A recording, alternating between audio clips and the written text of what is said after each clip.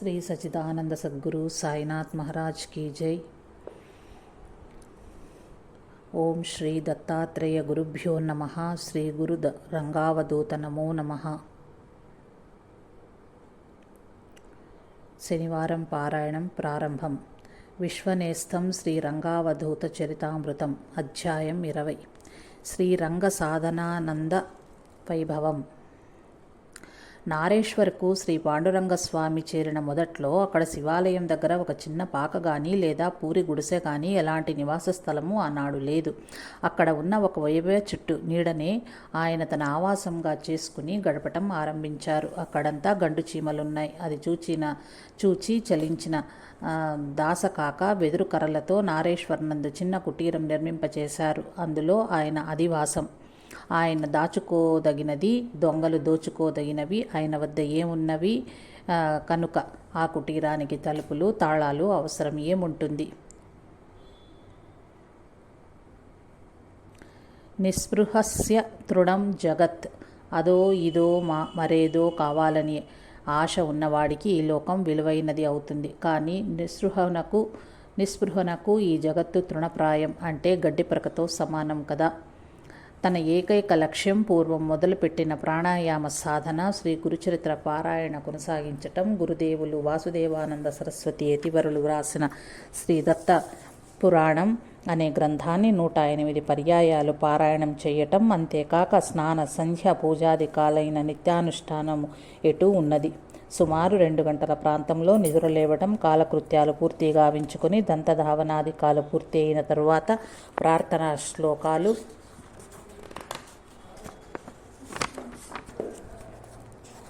మననం చేస్తూ నర్మదామాత పుణ్య సలిలాలలో ఆమె లాలనలో స్నానాలాచరించటం, నిత్యానుష్ఠానం కొనసాగించటం, పారాయణ క్రమం, శ్రీ గురు చరిత్ర, దత్తపురాణం తదితరమైనవి గావించటం, ఆహార దినుసులు ఉంటే తన కొద్దిపాటి వంట కార్యక్రమం గావించుకొని త్వరగా తినటం లేదా ఏమీ లేకుంటే ఉపవాసం ఉండటం, నర్మదాస్తుతి వంటి శ్లోక రచనలేవైనా కొనసాగించటం, వేప చెట్టు క్రింద విశ్రాంతి, సాయం స్నాన సంధ్యాదికాలు, రాత్రి చాలా సమయం వరకు నిత్యానుష్ఠానం, ఆ తర్వాత అపక్వమో సుపక్వమో ఉన్నదేదో అల్పాన్ని అనల్ప ప్రసాదంగా ఆరగించి బయట పడక వలె పరుచుకున్న బండరాతిపై పరుండి వినీలాకాశాన్ని మిణుకుమనే చుక్కలను చంద్రుణ్ణి చూస్తూ అర్ధరాత్రి దాటిన తరువాతే నిదురించటం, ఏ పని చేస్తున్నా దత్తనామ స్మరణతో ఉండటం, ఇలా కొనసాగేది స్వామి పాండురంగ నిత్యకృత్యం। శ్రీ స్వామి వారి నిత్య అవసరాలు అత్యంత స్వల్పమైనవి। 3 చెంచాల ప్రమాణంలో గోధుమ పిండి, కొద్ది నెయ్యి, ఉప్పు, కొద్దిగా ధనియాలు, కాస్త జీలకర్ర మాత్రమే స్వామివారి నిత్య అవసరాలు। గోధుమ పిండిని చిన్న గోళీలుగా తయారు చేసి నీటిలో వేసి ఉడికించటం, ఉప్పు, ధనియాలు, జీలకర్ర జోడించటం, అది ఆయన ఆహారం। ఒక్కోసారి బియ్యం, కూరగాయలు, పసుపు, ఉప్పుల మిశ్రమంతో కిచడి చేసుకునేవారు। అందులోనూ కొంత కాకులకు కొంత కుక్కలకు మిగిలింది తనకు, అది కూడా తన నిత్యానుష్ఠానం పూర్తయిన తర్వాత తీసుకోవటమే। ఎప్పుడైనా 1 గ్లాసు పాలు, అది సాయర్ నుండి రామాబాయి జఠాబాయి ప్రజాపతి అనే భక్తుడు తీసుకువచ్చిన రోజు మాత్రమే ఆ పాలు కూడా। ఏనాడైనా గోధుమ పిండి తక్కువైతే ఆ విషయం తెలుసుకుని ఎవరో తెచ్చి ఇచ్చేలోపు అక్కడి పొదలలో దొరికే కాయ గసురులు, ఆకు అలములే ఆయనకు ఆహారం। జితం సర్వం జితే రసే। నాలుకను రుచిని జయిస్తే ఇంద్రియాలన్నీ జయించబడతాయని శాస్త్రం। అందుకే వారు తమ సమయాన్నంతా అనుష్ఠానానికే కేటాయించేవారు। ఎప్పుడో దాసాకాక పంపే వ్యక్తులలో మరొకరో గోధుమ పిండి వంటి సరుకులు తెచ్చిపెట్టి వెళ్ళటం తప్ప జనసంసర్గమే ఉండేది కాదు స్వామివారికి। సంసర్గాన్ని కోరేవారు కూడా కాదు స్వామివారు। అందుకోసము ఎక్కడ నుండి ఎక్కడకు వెళ్ళింది లేదు। శ్రీ స్వామివారి నిత్యావసరాలు అత్యల్పమైనవి। అన్నీ చక్కగా అమరిన వారి కంటే కూడా వారు ఎంతో సంతుష్టులుగా ఉండేవారు। తాను తన స్నాన సంధ్యలు, అనుష్ఠాన పారాయణలు, పూజా పునస్కారాలు, ఆంతరంగిక అనుభూతుల విషయంలోనూ అంతే సంతృప్తితో ఉండేవారు। అయినా వారి సద్యస్ఫురణకు ఏ లోటు రాలేదు। నిత్య వైరాగ్యము, నిత్య సంతుష్టితో పాటు విద్వత్తు, హాస్యప్రియత్వము నిత్య జాగృతికులై వారిలో నిబిడీకృతమై ఉండేవి। అక్కడి పాములు, తేళ్లు మొదలగు విష జంతువులతో పాటు 1 కుక్క ఆయన సహచరులు। ఈ శునకం చూపిన విశ్వాసానికి అచ్చెరు పొందిన స్వామివారు దానిని బుచ్చియా అని పిలిచేవారు। అడుగుపెట్టిన నాటి నుండి వేప చెట్టే ఆయనకు ఆశ్రమం. నర్మదా నది తరంగాలే ఆయనకు అమ్మఒడి. నారేశ్వరుని గుడియే ఆయన బడి. ఆహార పానీయాలు విషయంగా చక్కని వస్త్రభూషణాలు, ప్రేతానికి వేసిన వేషముగా ఎత్తైన మేడలు శ్మశాన వాటికలుగా తలపిస్తుంటాయి అని అంటుంటే స్వామివారిలో దీక్షతో పాటు వైరాగ్యం, దానికి తోడు కేవలానందం రోజురోజుకు పెరుగుతూ వచ్చాయి. ఆ ఏకాంతంలో, ఆ సాధనా పరిణామంలో, వారి అంతరంగంలో జరిగిన మార్పులు, పొందిన తీవ్రతర ఆంతరంగికమైన అనుభూతులు వారి మౌనానికి మాత్రమే తెలుసు. శివుడు, గురు వాసుదేవుడు, సాధన, ఆ నర్మదా, ఆ చోట నిండిన నిశ్శబ్దం స్వామిని అనతి కాలంలోని అవధూతలుగా మలిచాయి. అదృశ్య శివార్చన. శ్రీ స్వామి రంగావధూత నారేశ్వర్ వచ్చిన కొద్ది రోజుల తర్వాత ఆయనకు శివాలయం నుండి ఉదయం సాయంత్రం వేదమంత్రాల పఠనతో శ్రావ్యమైన సంగీతంతో శివార్చన జరుగుతున్నట్లుగా వినిపిస్తూ ఉన్నది. అది కూడా తానున్న కుటీరంలో ఉన్నప్పుడు మాత్రమే వినిపిస్తుంది. అదే వేదస్వరం. కుటీరం నుండి బయటకు వచ్చి చూస్తే ఎక్కడ ఏ శబ్దము వినపడకపోవటం విశేషం.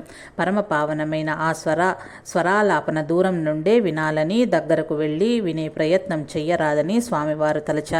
ఈ విధంగా చాలా కాలం జరిగింది. ఏ దేవతలో ఋషులో అదృశ్యంగా ప్రతిరోజు వేదమంత్రాలతో శివార్చన చేస్తున్నారన్నమాట. బాధే సౌఖ్యమాయనే. నారేశ్వర్ మొదట్లో చుట్టుప్రక్కల 7 గ్రామాలకు మరుభూమి. ఆ శ్మశాన ప్రదేశం అడవిలా ఉండేది. పాములకు, విషపు తేళ్లకు, నల్లని గండు చీమలకు అది నెలవు. అటువంటి మరుభూమిలో శ్రీ రంగావధూత ఒంటరిగా నివసిస్తున్న ఆ రోజులలో ఒక అర్ధరాత్రి సమయాన ఒక విషపు తేలు ఆయన చిటికెన వేలును కాటేసింది. దాంతో శ్రీ స్వామివారి శరీరమంతా భగభగా మంటలు ప్రాకినట్లుగా మండసాగింది. సహాయకులుగా వారి వద్ద ఎవరూ లేరు. దరిదాపుల్లో కూడా ఎవరూ లేరు. తీవ్రమైన నొప్పిని భరిస్తూ ఆయన ఆ చిమ్మ చీకటిలో నది వైపుకు నడవసాగారు. నక్షత్రాల వెలుతురులో దారి చూచుకుంటూ నది దగ్గరకు చేరుకున్నారు. నదిలోకి దిగేందుకు మెట్లు కూడా లేని రోజులవి.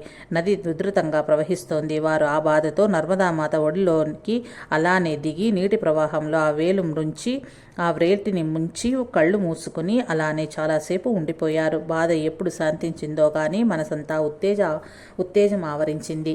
ఈ సంఘటన గురించి శ్రీ స్వామివారు ఒక ఉత్తరంలో ఇలా వ్రాసారు: ఈనాడు నా సంతోషం అవధులు దాటింది, పంచుకునేవారే లేరు అని. బాధే సౌఖ్యముగా మారిన తత్వం కదా మహాత్ములది. ఎంతటి క్లిష్ట పరిస్థితులలో కూడా శ్రీ రంగావధూత యొక్క ఆనంద స్థితి తగ్గటం అంటూ ఉండదు. నిజం చెప్పాలంటే క్షణం క్షణం పెరుగుతూ ఉంటుంది. భారం ఆయనదే కదా. శ్రీ స్వామి రంగావధూత ఆత్మానంద పారవశ్యం నిరీహ పరిసర గ్రామాల వారికి అబ్బురంగా అనిపించేది. ఎవరిని ఏది అడిగేవారు కాదు. అందుకే శ్రీ స్వామికి ఏ సేవ చెయ్యగలమా అనే తహతహ ఆయా పల్లెవాసులలో మెండుగా ఉండేది. శ్రీ స్వామివారి ఆశ్రమం ఎంత నిరాడంబరంగా ఉండేదో ఈ సంఘటన తెలుపుతుంది. ఒకనాడు గురుదేవుల దర్శనానికి కేశవదాస్ అని ఒక భక్తుడు ఎండలో ఆయాసపడుతూ నారేశ్వరం ఆశ్రమం చేరాడు. శ్రీ స్వామివారి ఎదుట కూర్చున్నాడు. బాప్జీ, దాహంగా ఉంది, ఈ కుండలో నీరు త్రాగనా అని అడుగుతూ ఆ కుండలోనికి చూచాడా వచ్చిన భక్తుడు. కుండ ఖాళీగా ఉంది. అయ్యో, నీరు లేదే, మీరెలా చేస్తున్నారు అని అడిగాడు ఆ భక్తుడు. ఉదయం నుండి శరీరం జ్వరంతో అల్లాడుతున్నది, అయినా నది దగ్గరకు వెళ్ళి స్నానం చేసి రాగలిగాను. ఓపిక లేక నీరు తీసుకురాలేదన్నారు శ్రీ స్వామివారు. ఆ మాటతో కేశవదాస్ చాలా బాధపడ్డాడు. మరి మీ అనారోగ్యం గురించి ఎవరికైనా తెలియపరచలేదా అని అడిగాడు. సర్వంతర్యామి అయిన దత్తాత్రేయునికి అంతా తెలుసు అన్నారు శ్రీ స్వామివారు. అవునవును, కానీ మీరు మీ తపోదీక్షకు ఎంచుకున్న ఈ భూమి బహు నిర్జనమైనది. మీరు ఇక్కడ ఉన్నట్లు కొద్ది మందికి మాత్రమే తెలుసు, ఎక్కువ మందికి తెలియదు అన్నాడు అతడు. భగవాని ఆజ్ఞ లేకుండా ఏదీ జరగదు. నాకు దాహం వేస్తే తీర్చే భారం ఆయనది. ఆయనేగా ఇప్పుడు మిమ్మల్ని ఇక్కడకు పంపింది. మీరు వెళ్ళి ఆ కుండంతో నర్మదా నీరు తీసుకురండి అన్నారు శ్రీ స్వామివారు. ఆ భక్తులు సంతోషంగా కుండ తీసుకుని నర్మదా నది వద్దకు వెళ్ళి తాను కూడా దాహం తీర్చుకొని స్వామివారి కోసం కుండ నిండుగా నీరు తెచ్చిపెట్టాడు. ఆశ్రమం అంతా నిరాడంబరం. అచ్చటి స్వామివారు అంత నిరపేక్షుడు. భగవంతుడు కూడా అంతే ప్రేమమయుడు. అవధూత చింతన. శ్రీ గురుదేవ దత్త. ఓం శ్రీ దత్తాత్రేయ గురుభ్యో నమః. శ్రీ గురు రంగావధూత నమో నమః. విశ్వనేస్తం శ్రీ రంగావధూత చరితామృతం అధ్యాయం 21. శ్రీరంగ సాధనానంద వైభవం. శ్రీరంగ సాధనానంద వైభవం. తెలివి తప్పి తెల్లవారే. నారేశ్వర్ చేరిన మొదట్లో శ్రీ స్వామివారు ఒక్కరి ఆశ్రమంలో ఉంటూ ఉండేవారు. పగలు ఎవరైనా వచ్చి వెళ్తున్నా రాత్రిళ్ళు మాత్రం ఎవరూ నిద్ర చేసేవారు కాదు. ఎట్టి తోడు లేకుండా ఆయన ఒక్కరే రాత్రిళ్ళు కూడా గడుపుతుండేవారు. ఒకరోజు రాత్రి అదే కుటీరం బయట పాండురంగస్వామి విశ్రమించి ఉన్నారు. నల్లని వేషంలో, ముఖానికి ముసుగులతో, చేత తళతళలాడే కత్తులతో వచ్చారిద్దరు చోర నిశాచరులు. ఆ ఇద్దరు దొంగల్లో ఒకడు స్వామివారి కాళ్ల వైపు, మరొకడు తల వైపు నిలబడ్డారు. ఈ హడావుడికి శ్రీ స్వామివారు మెలకువను పొందినప్పటికీ దొంగలను గమనిస్తూ పడుకునే ఉన్నారు. స్వామిని అదిలించి లేపారు. దొంగలు లే లే, నీవైనా ఇక్కడ ఉన్న సాధువు స్వామి కనపడ్డం లేదా? ముసుగులు తొలగించి చూడండి. దొంగలు, మంచి జోరు మీదున్నావే, నీకోసం ఎవరెవరు వస్తుంటారు? స్వామి, అన్ని రకాల వాళ్ళు వస్తుంటారు. అంతా పగలే వచ్చి వెళ్తుంటారు. ఇదిగో మీ బోటి వారు రావటం ఇదే మొదలు. అది రాత్రిపూట రావటం. నాతో ఏం పని పడింది? దొంగలు, సరే సరే, కుటీరం తలుపు తాళం తెరు. ఏమేమి ఎక్కడ దాచావో చెప్పు. స్వామి, తాళమేమిటిరా పిచ్చి సన్యాసులు, తలుపు తెరిచే ఉందిగా. ఈ కుటీరము ఒక ధనాగారము. అందులోనే 14 లోకములలోని సంపదలన్నీ ఉన్నాయి. మీకెంత కావలసి వస్తే అంత తీసుకోండి. దొంగలు, ఏమీ భయం లేకుండా మాట్లాడుతున్నావే? స్వామి, భయమా అంటే ఏమిటోయ్? ఇప్పటిదాకానైతే తెలియదు. ఒక్కడిగా ఉన్నవాడికి భయం వేస్తుందా? రెండవ వాడుంటేనే కదా భయం వేసేందుకు. అయినా భయపడటానికి ఏముంది?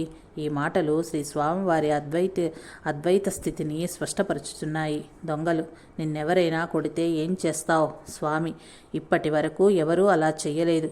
ఇప్పటికీ మీరొచ్చారు. రండి. ఒకరు నన్ను గట్టిగా పట్టుకుని మరొకరు నన్ను కొట్టడానికి ప్రయత్నం చేసి చూడండి. నేనేమి చేస్తానో మీకు తెలుస్తుంది. శ్రీ స్వామివారి అసాధారణమైన సమాధానాలకు, ధైర్యానికి భయపడిన దొంగలు నిశ్చేష్టులయ్యారు. తాము రాకూడని చోటుకు వచ్చినట్లు గ్రహించారు. పైగా దోచుకునేందుకు ఆయన వద్ద ఏమీ లేదన్న విషయం కూడా వారికి అర్థమైంది.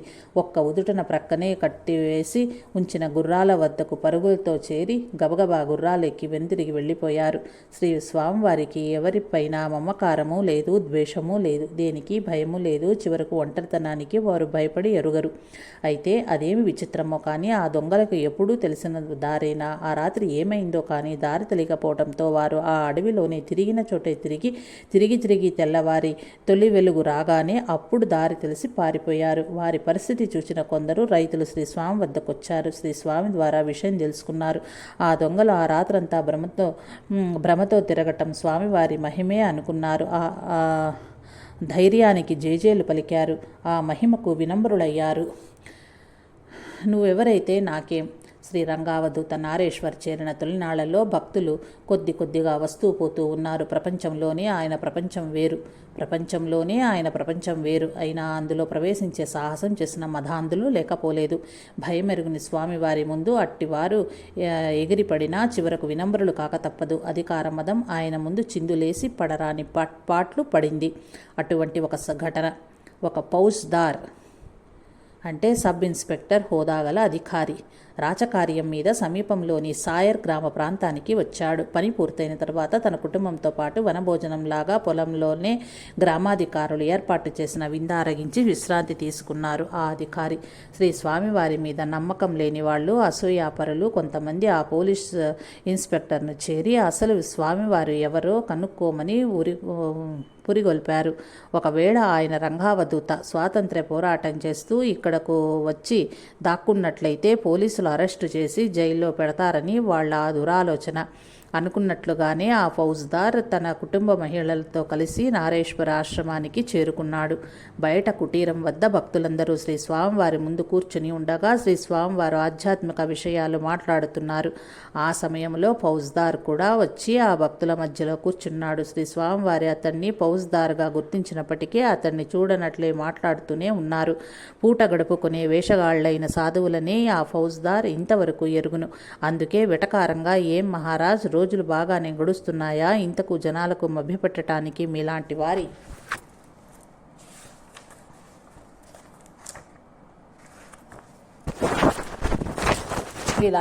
వద్ద ఏ మంత్రమో తంత్రమో గారడియో ఉంటుంది కదా. నీ వద్ద ఏం విద్యలున్నాయి అన్నాడు రంగావధూత. ఎందుకు లేదు, ఉంది, రసయోగం ఉంది. ఏం? ఫౌజ్దార్ అంటే ఇనుమును బంగారంగా మార్చే విద్య గదూ. ఏది చేసి చూద్దాం. రంగావధూత అహహా అని ఆ విద్య కాదిది. నీలాంటి మెడబిరుసు మృగాలను మనుషులుగా మార్చే యోగ విద్య చూపమంటావా? ఫౌజ్దార్, ఏం సాధు, పిచ్చి పిచ్చిగా మాట్లాడుతున్నావే? నీవెవరితో మాట్లాడుతున్నావో తెలుసా? నేను ఫౌజ్దార్ను, పోలీస్ అధికారిని. నిన్నేమైనా చేయగలను. రంగావధూత, అందుకే పోట్లగిత్త అంటున్నాను నిన్ను. నువ్వు ఫౌజ్దారువా? ఆ మాట నిజమే అయితే నీ వెంట ఒక హవల్దార్ ఉండాలి, జమేదార్ ఉండాలి, నీ సేవకై ఒక ఆర్డర్లీ ఉండాలి. మరి ఏది? ఎవరూ లేరే? పైగా ఆడవాళ్లకు తోడుగా తిరుగుతున్నావు. నువ్వెవరివైతే నాకేం,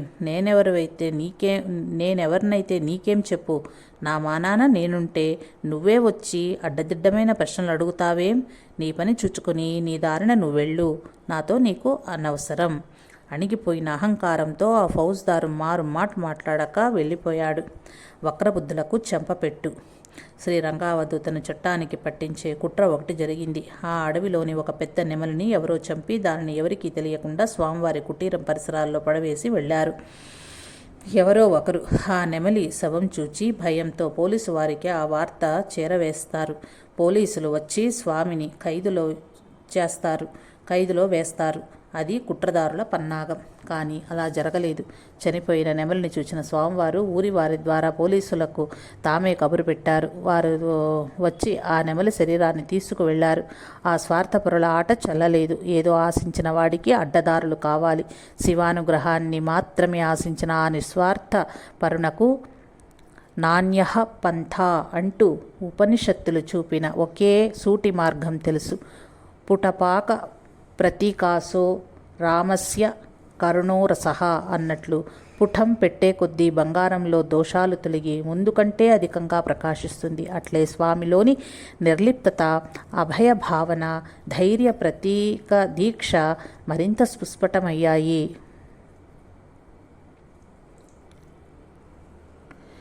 చేదు విడిచిన వేప. సాధు సంతుల ఉనికితో ప్రాకృతికమైన వైరాన్ని జంతుజాలం కూడా విడుస్తాయని యోగశాస్త్రంలో పతంజలి తెలిపారు. తస్సన్నిధౌ వైరాత్యాగః అని. అయితే వైరాన్నే కాదు, చేదును విడిచి తీపిగా మారిన వేప చెట్టు ఉదంతం చిత్రాతి చిత్రం. ఈనాడు నారేశ్వర దర్శించే భక్తులకు శ్రీ రంగావధూత మందిరానికి వెనుకగా ఉన్న వేప చెట్టు గౌరవనీయం, దర్శనీయమై ఉన్నది. శ్రీ స్వామివారి సాన్నిధ్యంలోని వేప చెట్టుకు నేడు 100 ఏళ్లు దాటినా నాడు శ్రీ స్వామివారి శరీరంతో ఉన్నప్పుడు చేదును వదిలి తీపిగా మారిన అప్పటి మార్పును ఇప్పటికీ విడిచిపెట్టలేదు. సంవత్సరంలో 2 సార్లు వర్షాకాలంలో ఆకులన్నీ రాల్చుకుని తిరిగి చిగురిస్తూ నేటికి నిత్యనూత్నంగా ఉంది ఆ వేప చెట్టు. నేడు మనం వెళ్ళినా ఆ చెట్టు ఆకులు రుచి చూడవచ్చు. అవి చప్పగా ఉంటాయి. అంతేకాక మనోవ్యాకులత కానీ, నిద్రలేమి కానీ, చీకు చింతలు కానీ ఉన్నవారు ఆ చెట్టు క్రింద విశ్రమిస్తే ఆ బాధలు చేత్తో తీసివేసినట్లు మాయమవటం, అంతరంగంలో ప్రశాంతత నిండటం ఎవరైనా గమనించవచ్చు. ఆ చెట్టే కాక ఆ కుటీరం నలువైపులా పెరిగిన అన్ని చెట్లు కూడా వాటి శాఖలు పెరిగిన పైకి ఎదగక స్వామికి వినయంగా తల వంచి నమస్కరిస్తున్నట్లు ఒదిగి గుమ్మటంలా ఉంటాయి. పాండురంగస్వామి తమ అనుష్ఠానమైన విశ్రాంతి అయిన ఆ వేప చెట్టు క్రిందే కూర్చునేవారా ఆ రోజుల్లో. వారి యొక్క సాధనా జీవితంలోని సుఖదుఖాలకు, మార్పులకు ఈ వేప చెట్టే ప్రత్యక్ష సాక్షి. ఈ వృక్ష ఛాయలోనే ఎందరో సాధు సత్పురుషులు, వేదాంతులు శ్రీ స్వామివారిని కలిసి మానవులకు ఉత్తమ గతులు ఇవ్వగల చరణములను గూర్చి సంభాషించినారు. మరెందరో మహనీయులు సంగీత, సాహిత్య, శాస్త్ర రంగాలలో తమ తమ ప్రతిభను శ్రీ స్వామివారి ముందు ప్రదర్శింప అదృష్టులయ్యారు.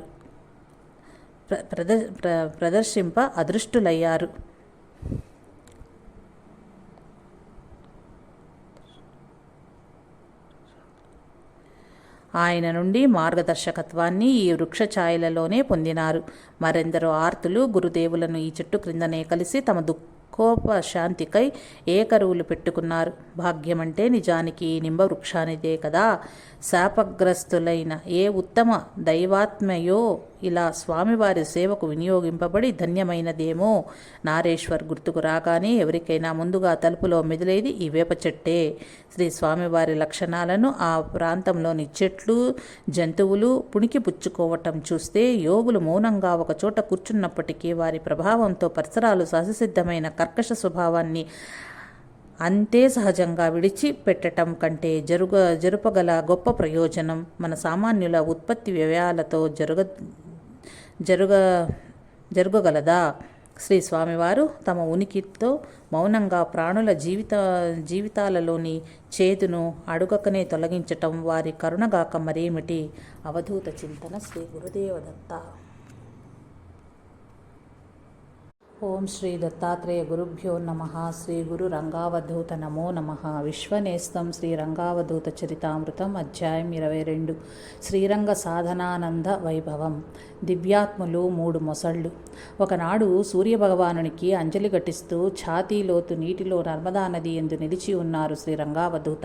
ముకుళిత హస్తాలతో అర్ధ నిమీలిత నేత్రులైన శ్రీ స్వామివారు స్థాణువు వలె నిర్చరులై ఉన్నారు. వాస్తవానికి వారి ఇంద్రియములేవి బాహ్య ప్రపంచంతో సంబంధము లేకుండా మనోజగతిలో విలీనం అయి ఉన్నాయి. అదే సమయంలో నది ఒడ్డున పెద్ద కలకలము చెలరేగింది. తూర్పు, ఉత్తరం మరియు దక్షిణ 3 వైపుల నుంచి 3 మొసళ్ళు శ్రీ స్వామివారిని సమీపిస్తుండటం ఒడ్డున ఉన్న యాత్రికులు చూచారు. మొసళ్ళు బాప్చి మొసళ్ళు అని అరవసాగారు.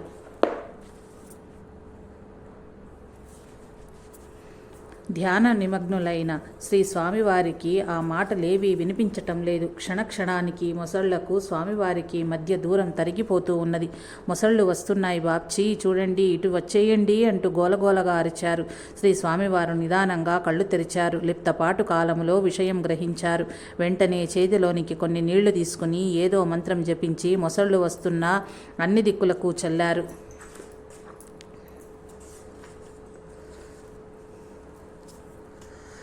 నన్ను అనుగ్రహించటానికి ఇక్కడకు వచ్చారా దివ్యాత్ములారా? అందులోనూ చిత్రమైన ఈ మకరాకృతిలోనా? ఆహా, నా జన్మ ధన్యమైంది. ఇన్నాళ్లకు మీ అనుగ్రహం లభించింది. మీకు నా ఆశీర్వచనం కావలసి ఉంటే తప్పకుండా ఇస్తాను. కానీ ఇప్పుడు మాత్రం వెళ్ళిపోండి. యాత్రికులు, పిల్లలు మిమ్మల్ని చూచి భీతి చెందారు. అందుచేత దయచేసి ఇప్పుడు వెళ్ళిపోండి అంటూ మరొకసారి వాటిపై నర్మదా జలాలను చల్లారు. అంతే, మొసళ్ళు నీటిలో మునిగి మాయమైపోయాయి.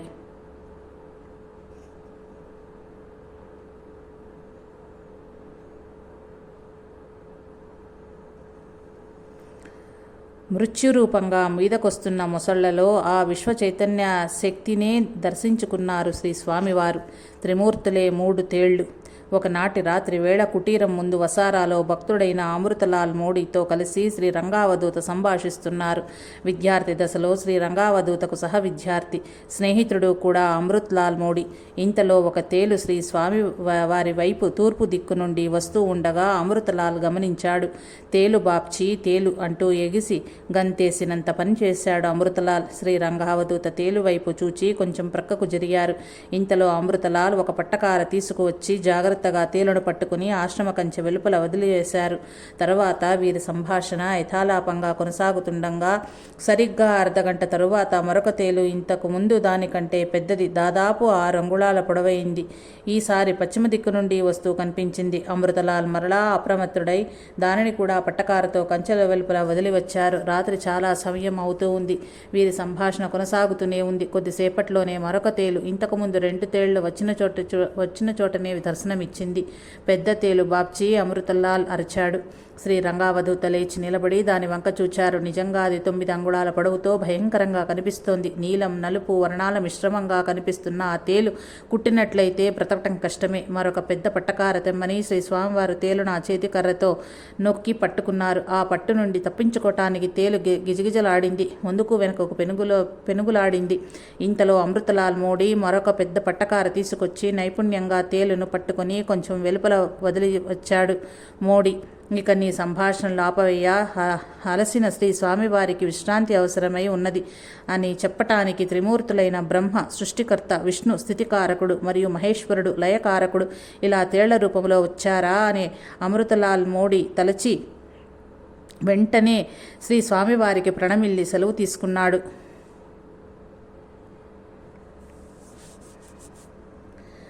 ప్రేతాత్మలకు హెచ్చరికలు. పాత్ర నిండా నింపుకున్న నర్మదా నీటిని తలపై పెట్టుకుని నారేశ్వర్ ఆశ్రమానికి తిరిగి వస్తున్నది మ్యూలీబెన్. ముద్దు పేరు మ్యూలిఫాయ్, దాసకాక కుమార్తె. ఆమె భుజాన అప్పుడే ఉతికిన తడిబట్టలు చుట్టలుగా వేలాడుతున్నాయి. సమయం మిట్ట మధ్యాహ్నం కావడంతో పరిసరాలన్నీ నిశ్శబ్దంగా ఉన్నాయి. అప్పుడప్పుడు దరిదాపుల మైదానాలలో మేస్తున్న ఎద్దులు, వేసే రంకెలు, చెట్ల కొమ్మలపై విశ్రాంతి తీసుకుంటున్న పక్షుల కూత తప్పించి మరెలాంటి శబ్దమూ లేదు. బట్టలు ఉతికేసుకుని స్నానం చేసుకుని నీటితో ఆశ్రమానికి తిరిగి వస్తున్న మ్యూలీబెన్కు దారిలో తన చీరనెవరో లాగినట్లు అనిపించింది. ఈదురు గాలి వలన అలా అనిపించినట్లున్నదని మొదట ఆమె భావించింది. అందుచేత దానిని లక్ష్యపెట్టక వడివడిగా తన నడక సాగించింది.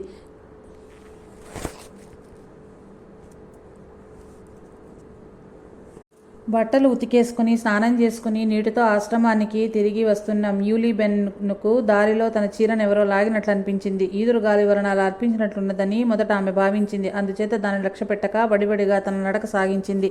కొద్ది క్షణాల తర్వాత ఆమెకు మరలా అలానే అనిపించింది. కాదు కాదు ఈసారి ఆమెను పక్కకు లాగుతున్నట్లుగా కూడా తోచింది. ఎవరా అని చూస్తే ఎవరూ కనిపించలేదు. దాంతో మ్యూలీబెన్కు అనుమానం వచ్చింది. అంతేకాక నారేశ్వర్ పరిసరాలు భూతప్రేత గణాలకు పుట్టినిల్లని అందరూ తెలిసిన విషయమే. దారిన పోయే వాళ్లను ఆట పట్టించి ఆనందపడటం ఈ గణాల రివాజు. అదీకాక ఆ రోజుల్లో నారేశ్వరమే చుట్టుప్రక్కల గ్రామాలకు శ్మశాన భూమి.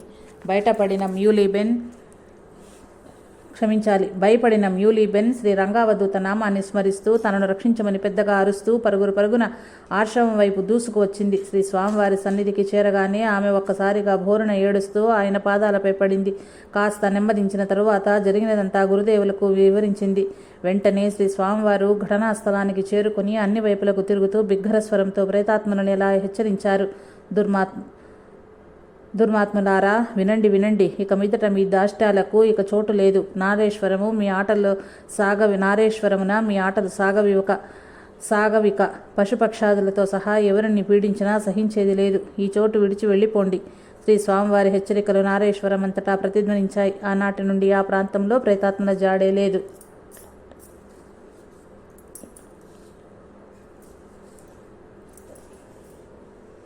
వచ్చేది అందుకు కాదు కదా.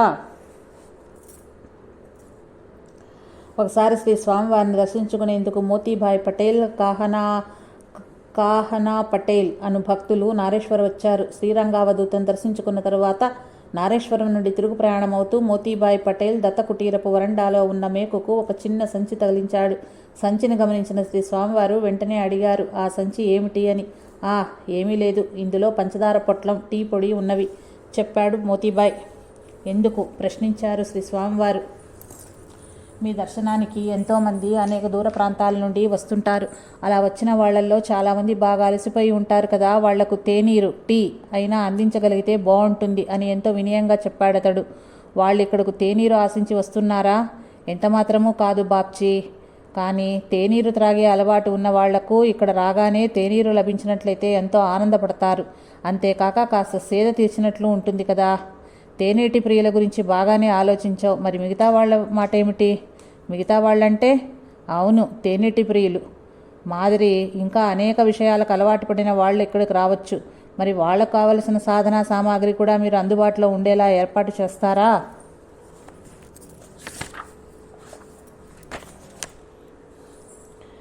మీరు చెప్పేది అర్థం కాలేదు బాప్జీ.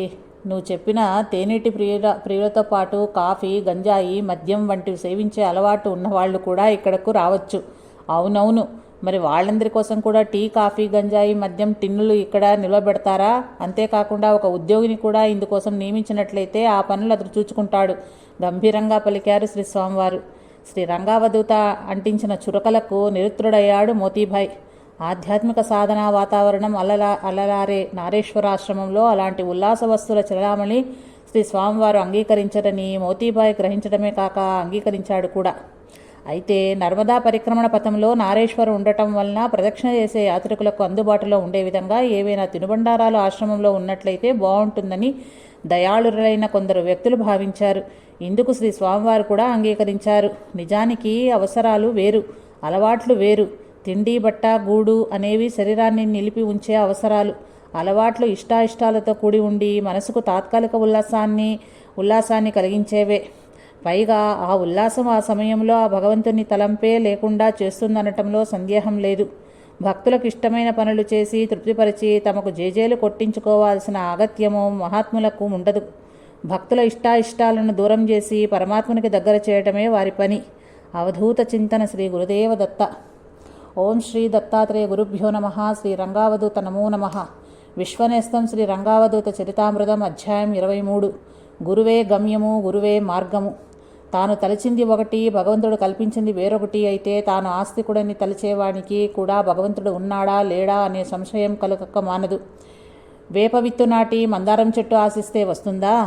పూర్వకర్మానుసారం ఘటనలు జరుగుతాయి. కర్మఫలం అనుభవింపక తప్పదని తనను తాను సముదాయించుకొని సమాధానపరుచుకొని కొనసాగుతాడు మానవుడు. తప్పని దానిని తప్పించాలని దానిని ఏడుస్తూ అనుభవించటం కంటే ఏదో సముదాయింపుతో సర్దుకొని నడక సాగించటం మామూలే. మానవ జీవితంలో సర్వసాధారణం. అయినా అది తప్పేందుకు మార్గం ఉంటే నయమని దానికై వెతుకులాడటం సాధారణ మనస్తత్వం. చెయ్యటానికి, చేయక ఉండటానికి, జరగవలసిన దానిని మరో విధంగా జరిగేలా మార్పు చేయటానికి సద్గురువే సమర్థుడంటారు. అందుకే మనమనుకున్న మార్పు కొరకు సమర్థుడైన సద్గురును ఆశ్రయించటం పరిపాటి. దీక్ష, ఉపవాసం, పూజ, పారాయణాధికాలు సద్గురు కృపను మనకు పట్టి ఇచ్చే మార్గాలు. వాటి ద్వారా ఆయన కృపను మనకు అనుకూలంగా జీవనగతిని మార్చేందుకై సంకల్పించి చేస్తాం. అనేక సందర్భాలలో ఆశించిన ఫలితాన్నే పొందుతాం. మరో విధంగా జరిగితే పట్టు మరింతగా బిగించడమో, మరొక సద్గురువును ఆశ్రయించడమో, విసిగిపోతే మరొక రకంగా మారి మరెవడినో పట్టి వక్ర మార్గంలోనైనా సాధించుకోవటమో మానవుల కలవాటు. పూర్వకర్మవాసనలు మన మనోపరిపాకానికి సూక్ష్మ కారణాలు. ఈ పరిపాకమే మనలను అధికంగా రజో తమోగుణ మిశ్రితులుగా మార్చి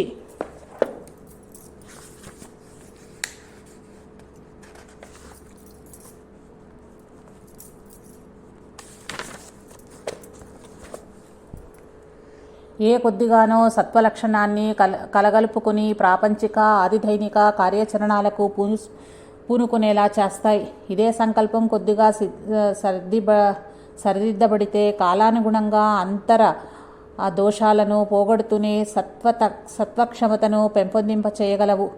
ఆ భగవంతునికే తన జీవన గమనాన్ని, అనుభవాన్ని అప్పగించే క్షమత తనకు అలవడాలన్నదే సంకల్పమైతే ఇక వికల్పాలకు తావెక్కడిది, ఎదురుచూపులకు అవకాశం ఎక్కడిది?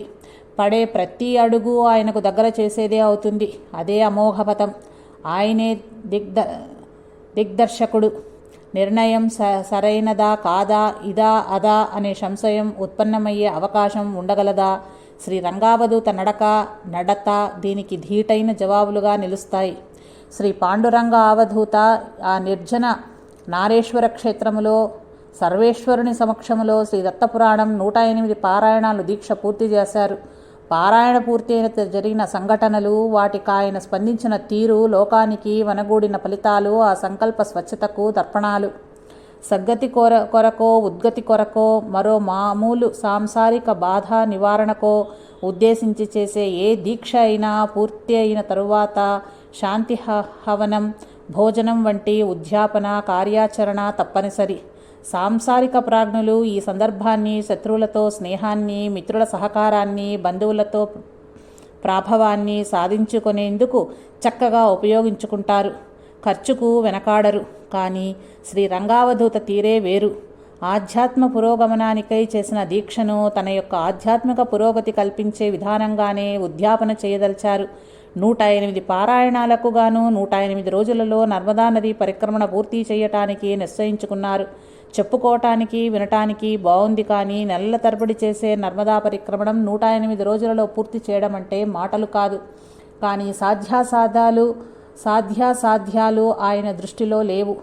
ఏర్పాట్లు ఏమిటి, ఎలా అనే ఆలోచన లేదు. ఆ అలజడి, హడావుడి అంతకన్నా లేదు. జరుగుతుందంతే.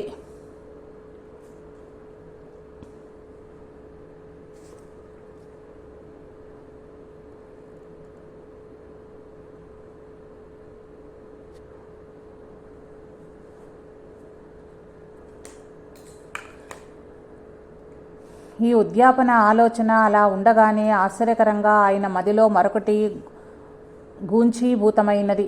దక్షిణానికి వెళ్ళు, గాండా మహారాజ్ కలువు. ఇది లోపల గూంచీభూతమైన ప్రతిధ్వని. గాండా మహారాజ్ ఈ పేరు తెలిసినట్లే అనిపిస్తుంది బాగా, కానీ ఎప్పుడూ విన్నది కాదు. దక్షిణ దిశలో ఎక్కడుంటారాయన? అసలు అలాంటి పేరుతో ఎవరైనా ఉన్నారా? లేదా? కానీ ఇది భ్రమ కానే కాదు. ఇది తనలో నుండి వచ్చిన గురునాథుని ఆజ్ఞగా తోచింది శ్రీ స్వామివారికి. వారిని ఎందుకు కలవాలో ఏమిటో తెలుసుకోవాలని కూడా అనిపించలేదు. ఇక ఆలస్యం చేయకుండా వెంటనే ఆయన దక్షిణ దిక్కుగా ప్రయాణం సాగించారు. చేతిలో డబ్బు లేదు. తన నియమానికి విరుద్ధంగా ఎవరినీ పైసా యాచించకుండా బస్సు కానీ రైలు కానీ ఎక్కకుండా కాలినడకనే ఊరూరు నడుచుకుంటూ ముందుకు సాగుతున్నారు శ్రీ రంగావధూత. అక్కడక్కడ గాండా మహారాజు గురించి వివరించసాగారు. ఎట్టకేలకు తెలిసింది. గూంజ్ అనే గ్రామం మహారాష్ట్రంలోని పఠారి తాలూకాలోనిది. ఆ గూంజ్ గ్రామ నివాసి శ్రీ గాండా మహారాజ్, ఆయన శ్రీ పరమహంస పరివ్రాజకాచార్యులైన శ్రీ వాసుదేవానంద సరస్వతి మహారాజ్ వారి ప్రత్యక్ష శిష్యులు. ఇది గురునాథులైన వాసుదేవానందల దివ్య సంకల్పం. ప్రయోజనాన్ని శోధించటం అవసరమా? అది అట్టి ఏ అవసరము అనిపించకపోవటం. గాండా మహారాజ్ నొకరు ఉన్నారా? ఇది తన ఊహ కావచ్చు అనే సంశయం రాకపోవటం. తాను తలపెట్టుకున్న ఉద్యాపన కార్యక్రమైన నర్మదా నదీ పరిక్రమణకు ఇప్పటి ఈ ప్రక్కదారి ప్రయాణం స్వామివారికి ఆటంకం అనిపించకపోవటం నిజంగా ఆశ్చర్యమే.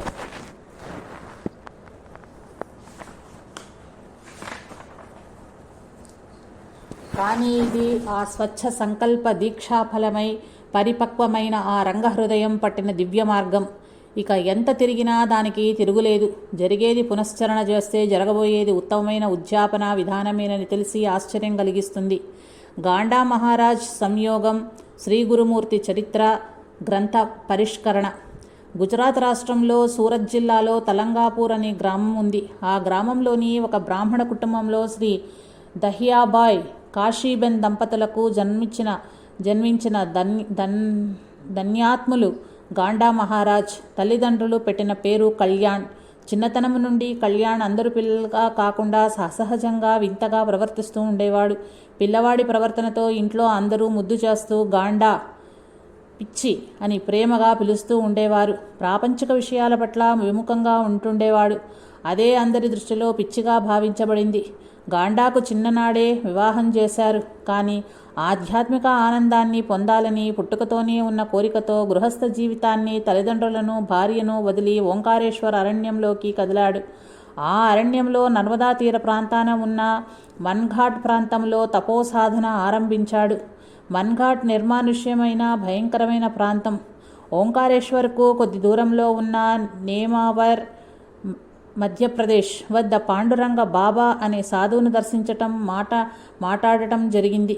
గాండాలోని తపోసాధన తీవ్రతని గుర్తించిన పాండురంగ బాబా సాధనలో ఉన్న ఉన్నత శిఖరాలను చేరేందుకు శ్రీ వాసుదేవానంద సరస్వతిని కలవవలసిందిగా గాండాకు సలహా ఇచ్చాడు.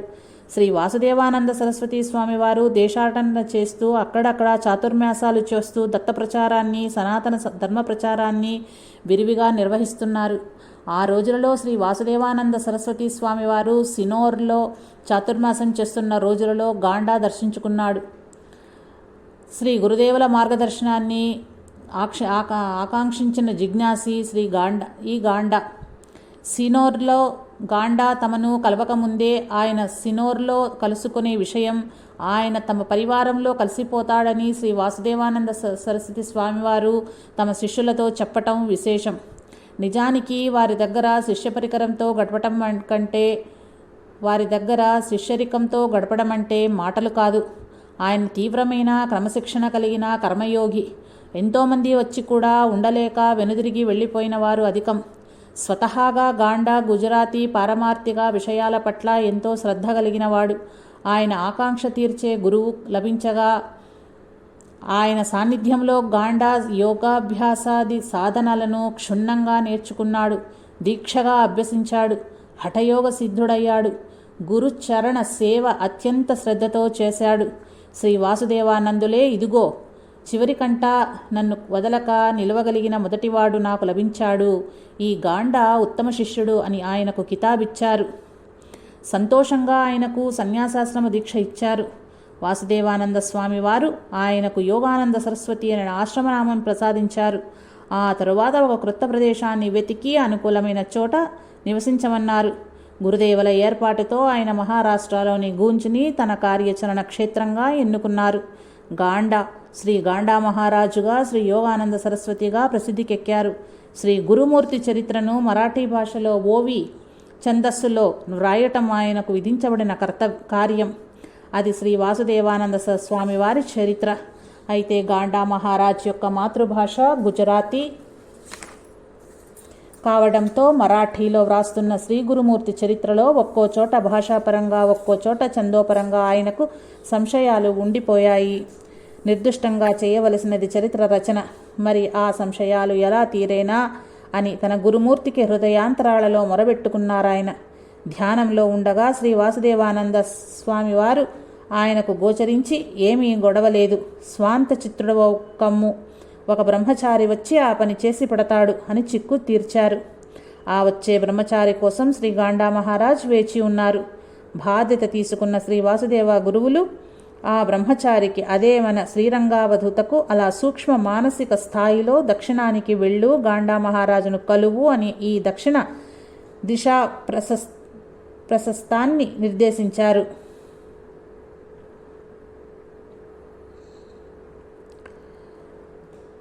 బాధ్యత తీసుకున్న శ్రీ వాసుదేవ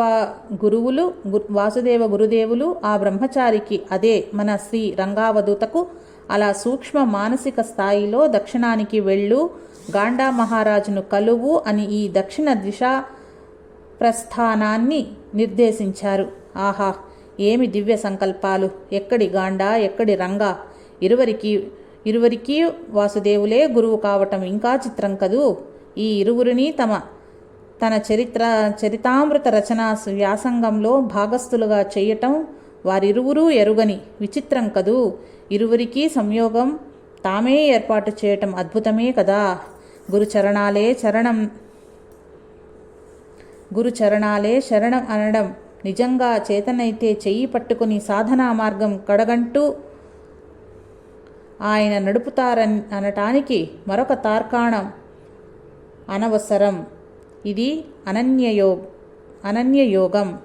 అవధూత చింతన. శ్రీ గురుదేవదత్త.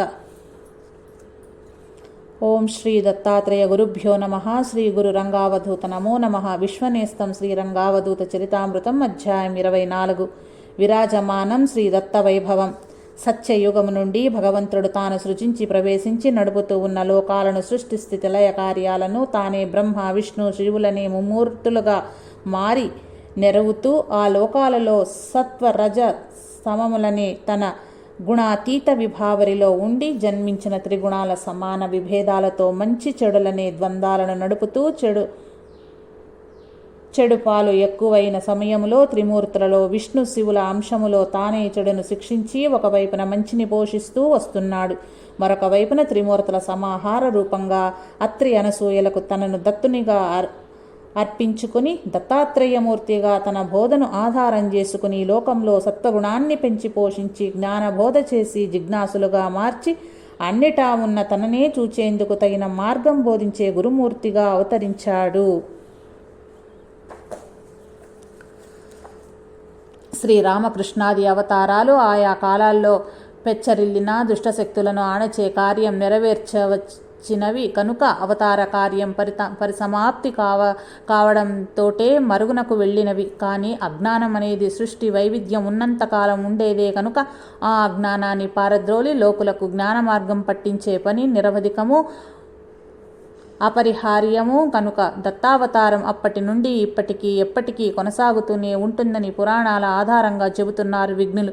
ఆ దత్తుడు ఈ కలియుగంలోనూ ఇప్పటికీ వివిధ రూపాలలో ఆయా సమయాలలో తన జ్ఞాన ప్రధాన కార్యం నెరవేరుస్తూనే ఉన్నాడు.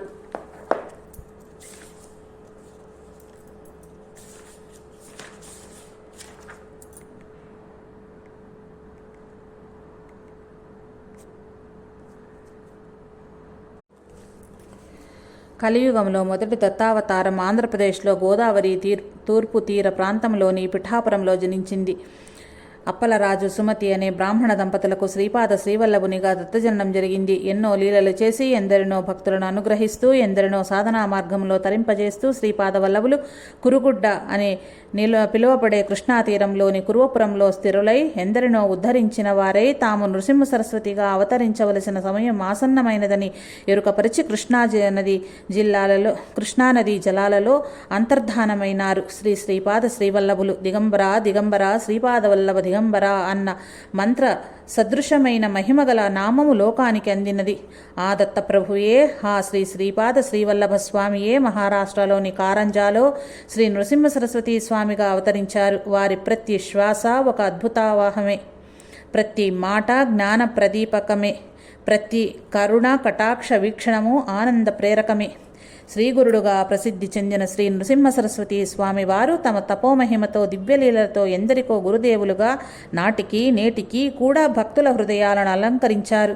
శ్రీ నృసింహ సరస్వతి స్వామివారు శ్రీశైల క్షేత్రంలోని కృష్ణానదిలో అంతర్హితులయ్యారు. ఆ పరంపరలోని దత్తస్వరూపులే పరమహంస పరివ్రాజకులు శ్రీ వాసుదేవానంద సరస్వతి స్వామివారు. వారి ప్రత్యక్ష శిష్యులు శ్రీ గాండా మహారాజ్. చిన్ననాటనే గురుదేవుల బిడ్డగా శిష్యునిగా కాబడిన వారు శ్రీ రంగావధూత.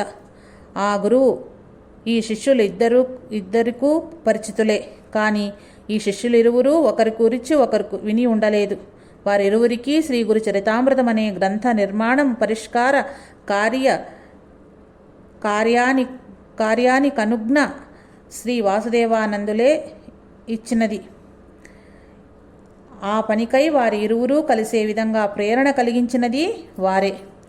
ఆ విధంగా అపరిచితులైన భక్త సోదరులు కలిశారు. మరుక్షణం వారిని చూచిన ఎవరైనా వారి ఇరువురూ క్రొత్త పరిచయస్తులంటే నమ్మజాలరు.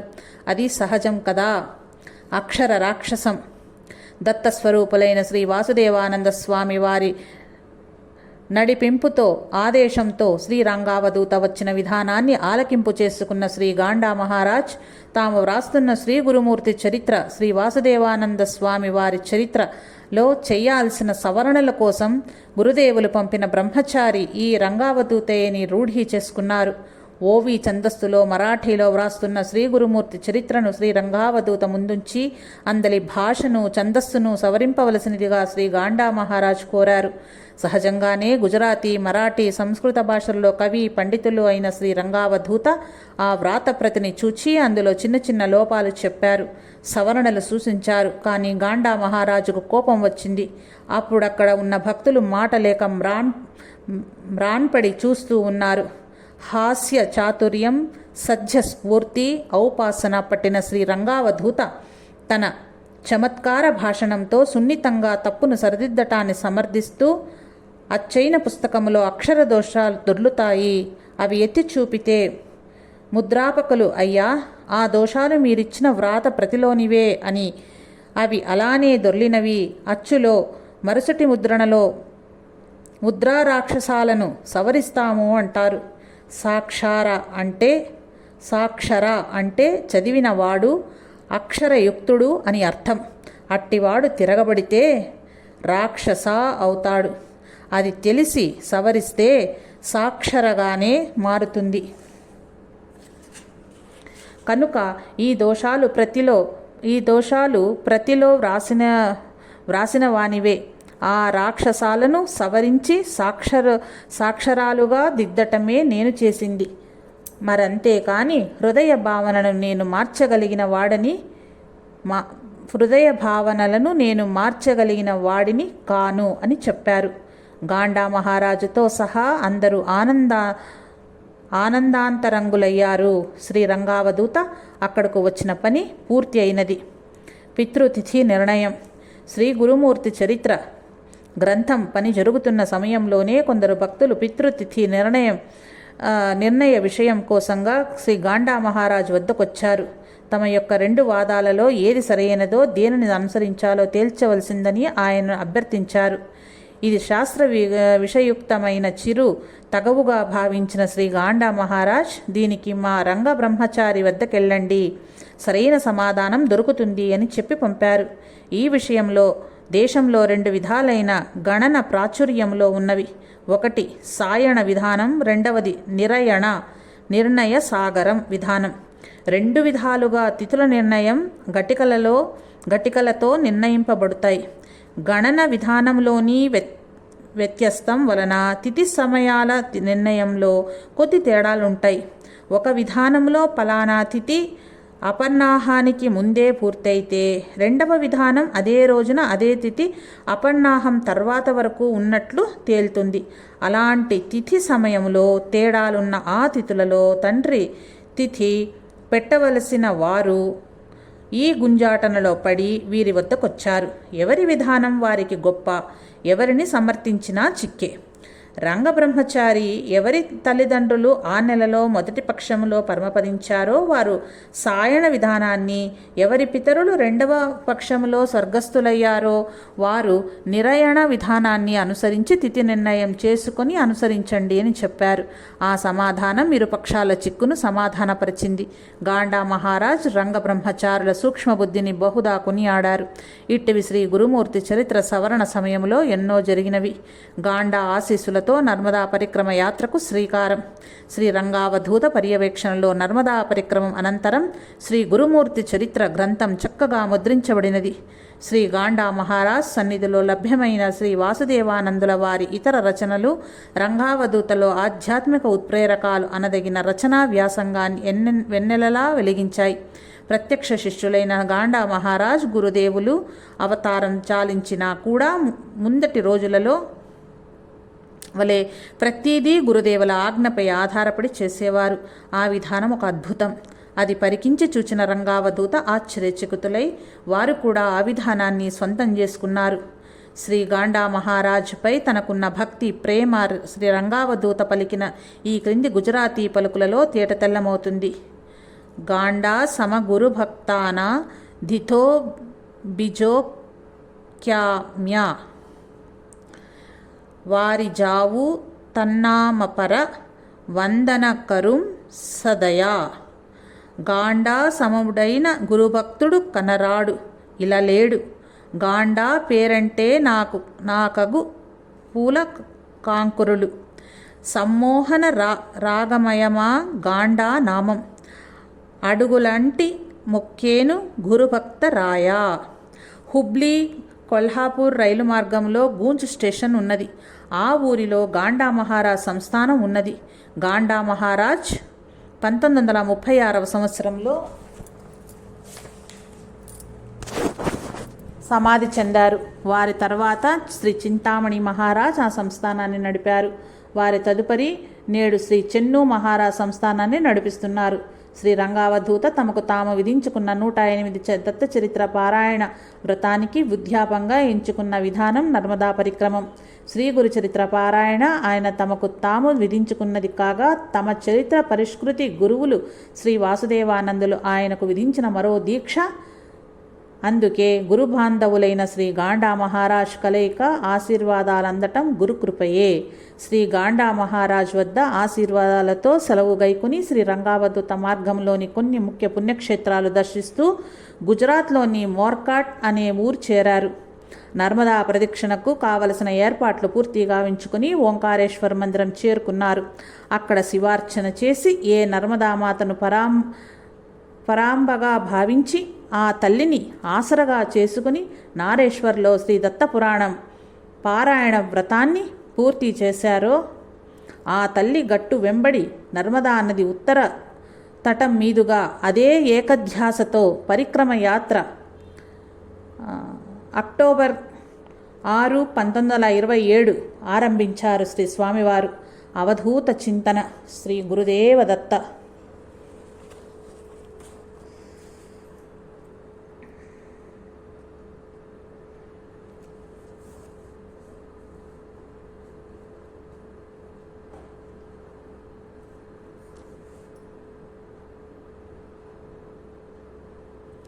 ఓం శ్రీ దత్తాత్రేయ గురుభ్యో నమః. శ్రీ గురు రంగావధూత నమో నమః. విశ్వనేస్తం శ్రీ రంగావధూత చరితామృతం అధ్యాయం 25 నర్మదా పరిక్రమ పర్వం.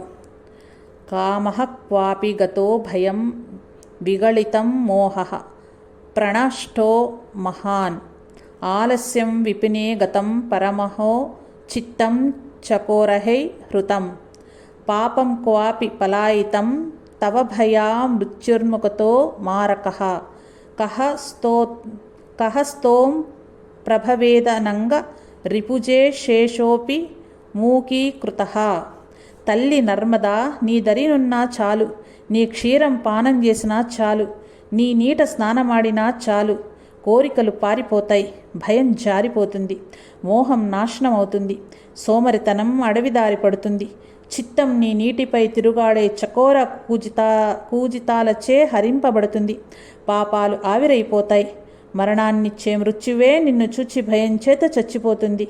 మన్మథుని సైతం భస్మం చేసిన శివుని పుత్రికవు నీవు. నిన్ను పొగడలేక 1000 నాలుకల శేషుడే మూగవోగా ఇక ఎవరి వలన సాధ్యం? త్రికూట గిరవాసిని నతజనాఘ సంహారిణి సురాసుర నృతారిణి దురిత దుర్గ సందాహిని భవాబ్ది భయహారిణి భవలతా సమూనలీనిని భవాంబుమమ తారిణీం విభవ దుఃఖ పాథో నిధే. త్రికూట పర్వతం నీ నివాసం. నమస్కరించిన వారి పాపాలను హరించేదానవు. దేవతలను, రాక్షసులను, మానవులను తరింపజేసేదానవు. పాపాలనే దుర్గాలను దహించవేసేదానవు. భవసాగరం వలన కలిగే భయాన్ని హరించేదానవు నీవు. పుట్టుక అనే తీగను వేరుతో పాటుగా పెకలించి వెయ్యగల దానవు. ఓ తల్లి నర్మదా, ఈ జనన మరణాల సముద్రం నుండి నన్ను దాటించు. శ్రీరంగావధూత నర్మదామాతను స్తుతిస్తూ ప్రార్థిస్తూ నర్మదా ప్రదక్షిణం పరిక్రమం ప్రారంభించారు. మొరాట్కా వద్ద ఓంకారేశ్వర్ నుండి ఉత్తర తటం మీదుగా శ్రీ స్వామివారి యాత్రాదీక్ష ప్రారంభమైనది.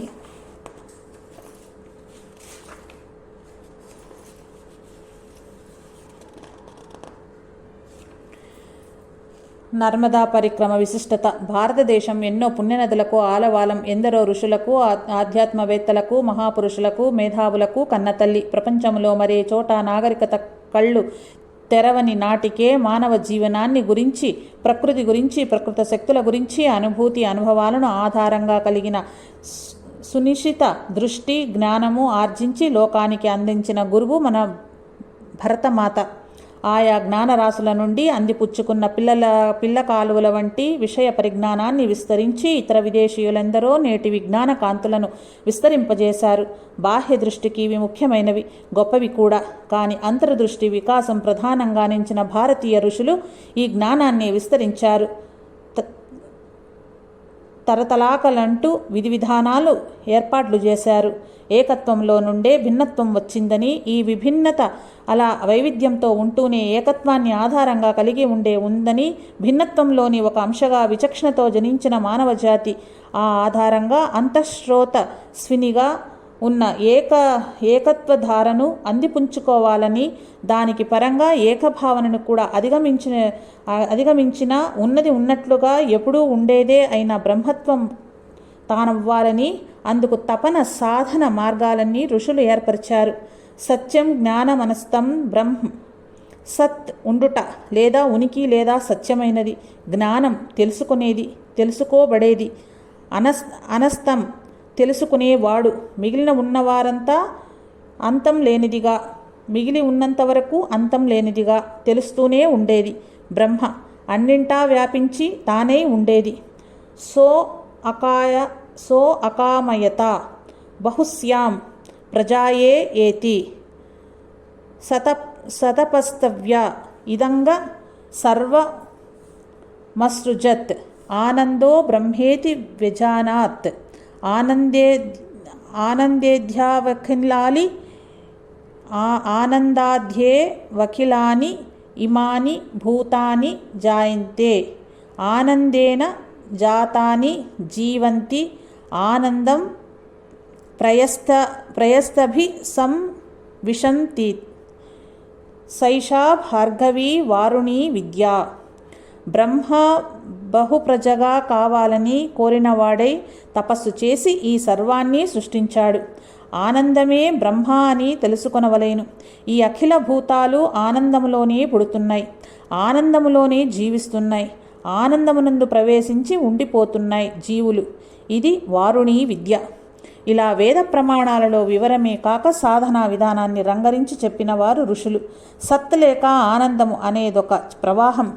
నది పుట్టిన చోటు నుండి సముద్రంలో కలిసే లోపు ఎన్నో ఎగుడు దిగుడులు మరెన్నో విభిన్నతల మధ్య ప్రయాణించి నీటికి అలవాలమైన జలనిధి సముద్రంలో కలుస్తుంది. పుట్టిన చోటు నుండి కలిసే చోటు వరకు అదే నిరాటంకపు ప్రవాహమే, నిరతర ఆనందమే. నది పుట్టిన చోట ఒక చివర, కలిసే చోట ఒక చివర ఎప్పుడూ తాకే ఉంటుంది.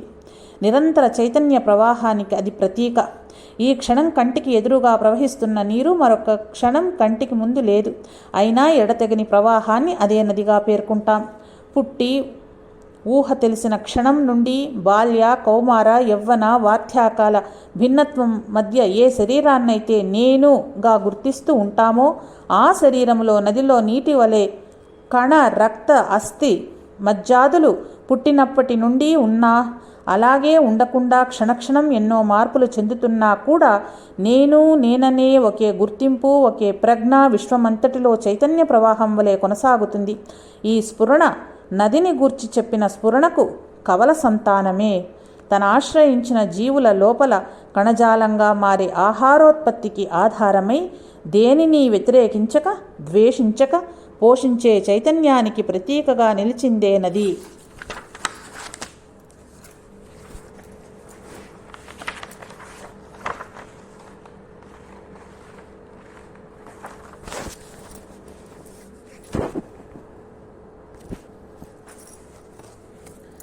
నాలో మార్పు కంటే, ఏకత్వం కంటే నా నుండి విడిగా ఉన్న మరో దాని ఎందలి భిన్నత్వంతో పాటు ఉన్న ఏకత్వాన్ని గుర్తించడం సులభతరము. కనుక నదిని అట్టి సాధనకు గురువుగా, మార్గంగా, ఉపకరణంగా తెలిపిన ఋషులు నదీ పరిక్రమాన్ని సాధుజనులకు సాధనగా విధించారు. అన్నింటికన్నా కఠినమైనది, తప్పక చేయవలసినదిగా, మిగిలిన వాటికన్నా ఉన్నతమైన సాధనగా పేర్కొనబడినది ఈ నదీ పరిక్రమము. నదీ సముద్రములో కలిసే చోట నడక సాధన మొదలడి పుట్టే చోటు వరకే ఒకే గట్టు వెంబడి వెళ్ళి అక్కడి నుండి రెండవ గట్టు వెంబడి ఆ నది సముద్రంలో కలిసే చోటు వరకు నడక సాగించటం నదీ ప్రదక్షిణ లేక పరిక్రమం.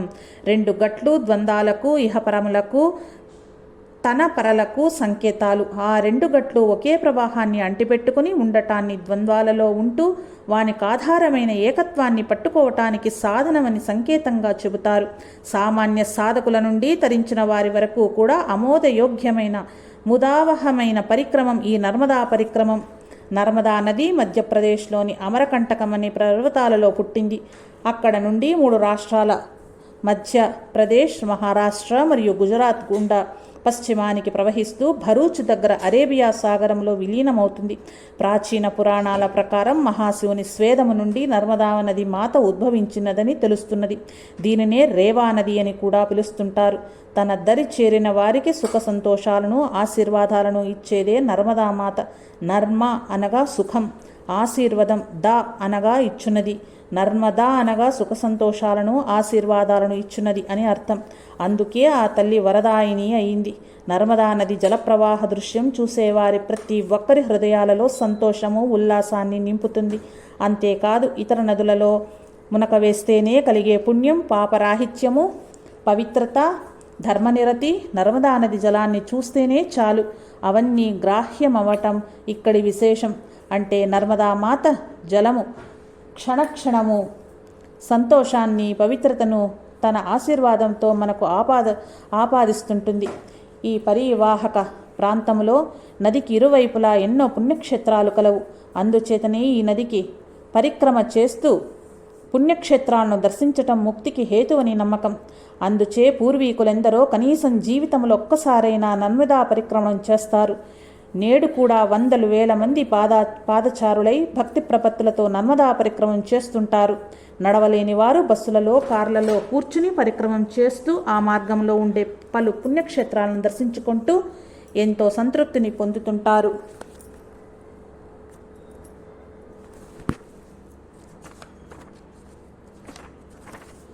పరిక్రమ దీక్షా విధానం. నర్మదా నది 2 గట్ల వెంబడి కలిసి మొత్తం దూరం 3200 కిలోమీటర్లు. ఈ నదీ ప్రదక్షిణం చేసే వారి పరిక్రమ వాసి అని పిలుస్తారు. కాలినడకన మాత్రమే ఈ వ్రతం పూర్తి చేయాలి. నది కనిపించేంత దగ్గర నుండి మాత్రమే ఈ ప్రయాణం సాగాలి. మధ్యలో విశ్రమించాల్సి వస్తే అది కూడా నదీ తీరం వెంబడి నది కనిపించేటంత సమీపంలోనే ఆగాలి. పరిక్రమ మధ్యలో ఎక్కడా కూడా నదిని దాటరాదు. నర్మదా నది సముద్రంలో కలిసే విమలేశ్వర్ సంగమం వద్ద పడవ ద్వారా నదిని దాటి పరిక్రమం సాగిస్తూ బయలుదేరిన చోటుకి చేరాలి. నర్మదా పరిక్రమం ఫలవంతం అవ్వాలంటే పథికులు పరిక్రమ వాసులు ఖచ్చితంగా కొన్ని నియమాలు పాటించాలి. అవి: పరిక్రమం మొదటి నుంచి చివరి వరకు పాదరక్షకులు ధరించకూడదు. కనీసం రోజుకొక్కసారైనా యాత్రికులు నర్మదా నదిలో స్నానం ఆచరించేందుకు ప్రయత్నించాలి. కాఫీ, టీ, సిగరెట్, హెరాయిన్ లాంటి ఉత్ప్రేరక మత్తు పదార్థాలను విడనాటం యాత్రికులకు చాలా మంచిది. పవిత్రమైన యాత్రకు ఇవి మాయని మచ్చలాంటివి. వెల్లుల్లి, ఉల్లి, వంకాయ, సన్నబియ్యం వాడకం ప్రత్యేకించి నిషేధించాలి. ఎంత ఆకలి ఉన్నప్పటికీ యాత్రికులు 5 గృహాలను మించి భిక్ష యాచరించరాదు. 5 ఇండ్లలో భిక్ష లభించనప్పుడు ఆ రోజు లేదా మరెన్ని రోజులైనా ఉపవాసం ఉండటానికి సిద్ధం మనస్కులై ఉండాలి. అలాంటి సమయాన నర్మదా నదీ జలమే ప్రాణాధారం. సాధ్యమైనంత వరకు తోటి యాత్రికుల సహాయం తీసుకోకుండా ఉండటానికి ప్రయత్నించాలి. స్వయం సంసిద్ధత, స్వయం సేవ మాత్రమే యాత్రికులు త్వరితగతిని గమ్యం చేరటానికి ఉపయోగపడతాయి. ఆహార నిబద్ధత లేకుండా ఉదాసీనంగా ఉండాలి. అంటే ఆహారానికి సంబంధించిన రుచి, నాణ్యత, పరిమాణం మరియు సమయం అనేవి పట్టించుకోతగిన విషయాలు కావు. పరిక్రమణలో కేశాఖండనము నిషిద్ధం. యాత్రికులు తమతో పాటు ధనమును వెంట తీసుకోపోరాదు. వెంటనున్న ధనము యాత్రికులకు తన జీవన శైలిని తెలియజేయవచ్చు. యాత్రికులు రాత్రులయందు దేవాలయాలలో కానీ, సత్రములలో కానీ, మరేదైనా సముచితమైన ఆశ్రమంలో కానీ నేలపై పరుండవలేను. పరిక్రమణ పథంలో చాలా సందర్భాలలో నర్మదా నదీ గర్భాన యాత్రికులు సేద తీరవలసి లేదా నిద్రించవలసి వస్తుంది.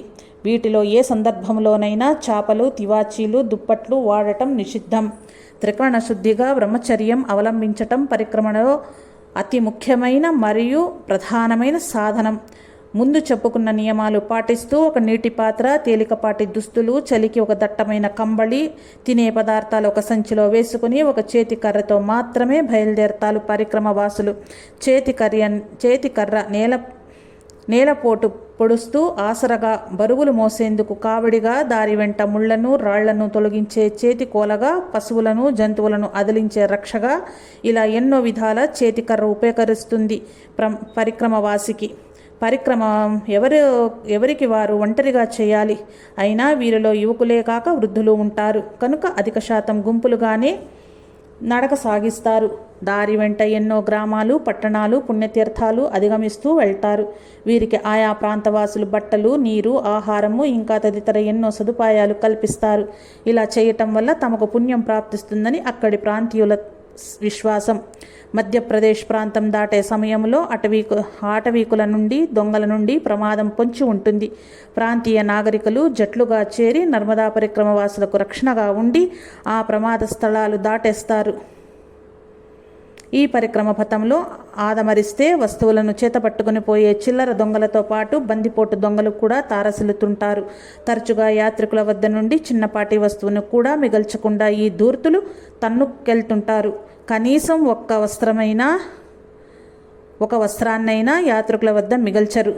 పైపెచ్చు దోపిడీ దొంగలు ఆ దట్టమైన అడవుల్లో నుంచి అకస్మాత్తుగా రావటం, క్షణంలో మాయమవటం అంతా పిల్లలాటగా ఉంటుంది. కొందరు యాత్రికులు దొంగల పట్ల ఉదాసీనతో ఉండి కేవలం సాధు సత్పురుషుల సాంగత్యంలో దివ్యక్షేత్రాల దర్శనంతో మాత్రమే తృప్తి చెందుతారు. కొందరు యాత్రికులు పూర్తిగా దోచుకోబడి వస్త్రాల కోసమై దగ్గరలోని గ్రామాలలో యాచన చేస్తారు. సహృదయులైన గ్రామీణులు వీరి పరిస్థితిని గ్రహించి అన్న వస్త్రాదులను వితరణ చేస్తారు. మరికొందరు గ్రామస్తులు అనాలోచితంగా ఇలాంటి దయనీయ స్థితిలో ఉన్న యాత్రికులను తిట్టి తరిమివేస్తుంటారు. ఒక్కోసారి యాత్రికులు ప్రత్యేకించి ఊరి బయళ్లను ఎందు కుక్కల మందలను ఎదుర్కోవలసి వస్తుంటుంది. అడవి జంతువులైన పులులు, ఎలుగులు, తోడేళ్లు మొదలగునవి అడవులలో సంచరిస్తూ అప్పుడప్పుడు యాత్రికులతో భేటీ అవుతుంటాయి. ఇవి ఒక్కోసారి ప్రాణాపాయ స్థితిని కలిగిస్తుంటాయి కూడా. కేవలం దైవకృప మాత్రమే కష్టనష్టాలను ఈడేర్చి యాత్రను సఫలీకృతంగా ముగించే శక్తిని యాత్రికులకు అందిస్తుంది. అవధూత చింతన శ్రీ గురుదేవ దత్త.